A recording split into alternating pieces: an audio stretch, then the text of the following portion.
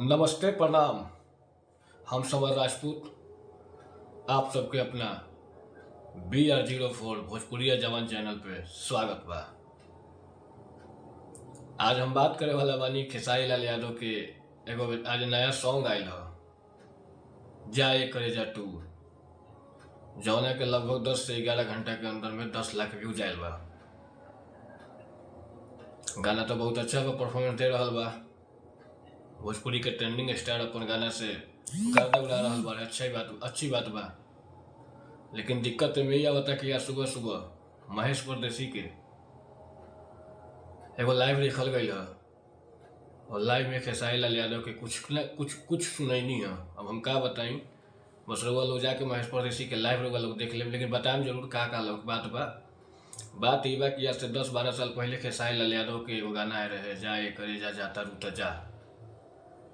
ये गाने के उस समय राइटर रही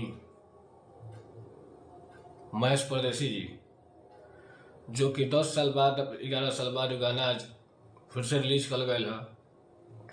वो गाना के एगो बस छोटा सा फोटो देते बोल गए बा उनका के, महेश परदेसी जी के एगो छोटा सा एगो पोस्टर पे उनका के एगो छोटा सा जगह दे बोल गए बा, लेकिन बाकी राइटर वहाँ जो लिखल बा, लेखक जो लिखल बा वो गाना के जो